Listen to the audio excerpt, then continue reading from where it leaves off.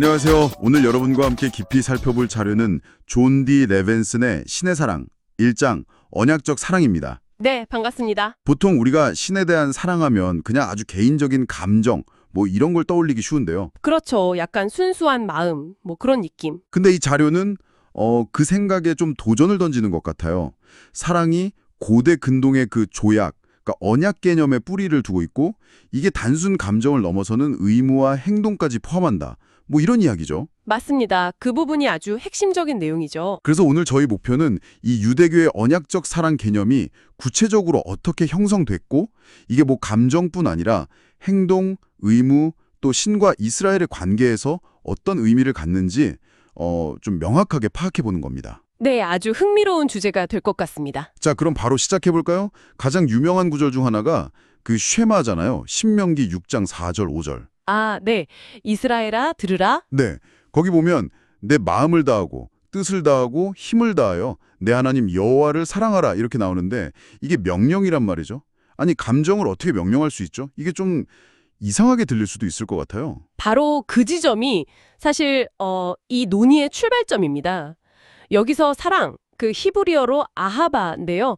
이게 우리가 그냥 생각하는 그런 로맨틱하거나 뭐랄까 순수한 감정하고는 조금 결이 달라요. 아, 다른 건가요? 네, 이게 고대 근동의 정치적인 조약, 그러니까 주군과 봉신 간의 관계에서 쓰이던 언어와 맥이 다 있습니다. 아, 조약 용어요? 그렇죠. 그 언약, 베르크, 브릿이라는 틀 안에서 이해해야 하는데요.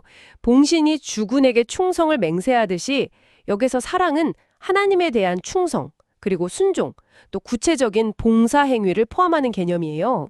그러니까 감정 자체보다는 그 충성스러운 행동, 여기에 더 무게가 실린다는 말씀이시군요. 네, 맞아요. 감정보다는 언약 관계에서 요구되는 그 충실한 행동, 그게 더 강조되는 거죠. 신명기 다른 구절, 예를 들어 7장 9절 10절 보면요. 신을 사랑하는 것하고 그분의 계명을 지키는 것이 거의 동일시돼요. 아, 그렇군요. 사랑한다면 계명을 지켜라 이런 식으로 연결되는 거네요. 정확합니다.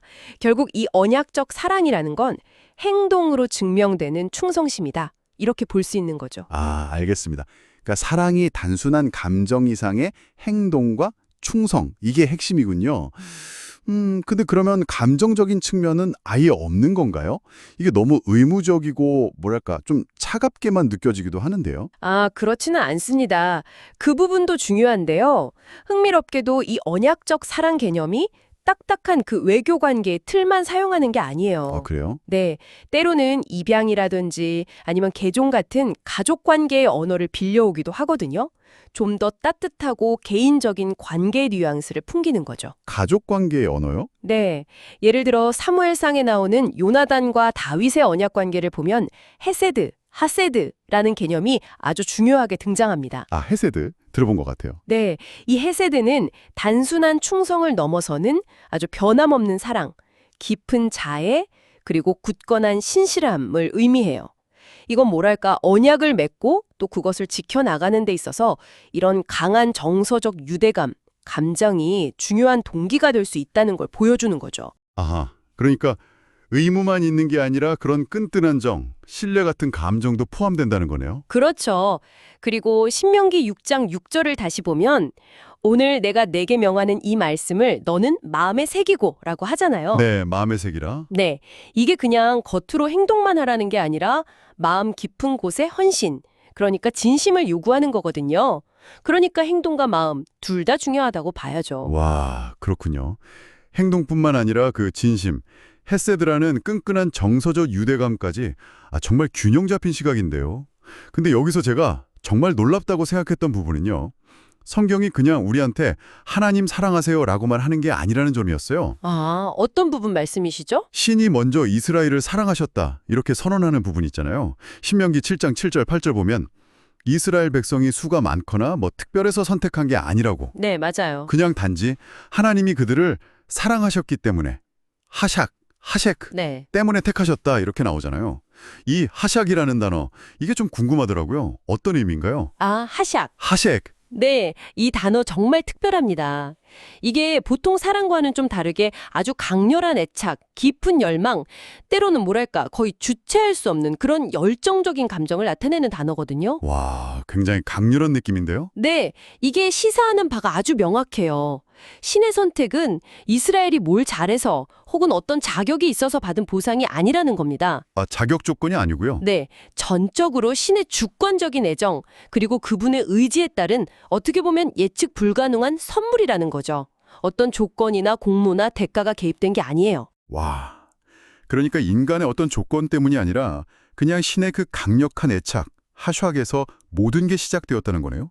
그렇죠. 그렇기 때문에 이 압도적인 어떻게 보면 비합리적이기까지 한 사랑에 대한 인간의 합당한 반응은 내가 잘나서 선택받았지 하는 교만이 아니라 깊은 겸손함 그리고 감사일 수밖에 없다는 겁니다. 아, 감사함. 네.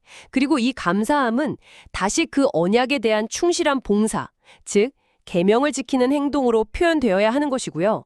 이게 다시 처음 이야기로 돌아가는 거죠. 와, 정말 놀랍네요. 그러니까 신의 주도적인 그 뜨거운 사랑, 하샥이 먼저 있었고 인간은 거기에 감사함으로 응답하며 아하바, 즉 충성스러운 사랑과 순정으로 나아가야 한다. 이런 구조군요. 정확하게 보셨습니다. 그 상호 관계가 핵심입니다. 자, 그럼 정리를 좀 해보면요. 오늘 살펴본 유대교의 언약적 사랑은 우리가 흔히 생각하는 단순한 감정과는 거리가 멀고 고대 근동에 그 언약 개념에 깊숙이 뿌리내린 아주 복합적인 개념이네요. 네, 그렇죠. 충성, 의무, 봉사라는 행동적인 측면이 분명히 있고 또 동시에 헤세드가 보여주는 그런 깊은 애정과 신실함 그리고 모든 것의 시작점에 있는 신의 주권적인 선택, 하샥에 대한 감사까지 이 모든 게 얽혀 있는 거군요. 맞습니다. 결국 사랑이라는 건 마음의 상태이면서 동시에 그것을 증명하고 실현하는 구체적인 행위로 나타나는 거죠. 이 둘은 사실 분리될 수가 없는 하나의 실체라고 봐야 합니다. 마음만 있거나 혹은 행동만 있는 건 온전한 의미의 언약적 사랑이라고 보기 어렵겠네요. 네, 그렇게 볼 수 있겠죠. 자, 오늘 레벤슨의 통찰을 통해서 언약적 사랑이라는 흥미로운 개념을 함께 탐구해 봤습니다. 신과의 관계에서조차 사랑이라는 것이 고대의 정치적, 사회적 구조에서 비롯된 어떤 의무와 기대를 포함한다면 여기서 여러분께 한 가지 질문을 던져보고 싶습니다. 네. 오늘날 우리가 맺는 다양한 관계들 속에서요. 그게 뭐 신과의 관계든 아니면 다른 사람들과의 관계든 헌신이라는 것은 진정 무엇을 의미할까요? 어쩌면 순간의 뜨거운 감정만을 전부라고 생각하기 쉽지만 그 감정을 넘어서는 약속, 그리고 그 약속을 지탱하는 꾸준한 행동의 무게에 대해서 다시 한번 생각해보는 계기가 되셨기를 바랍니다.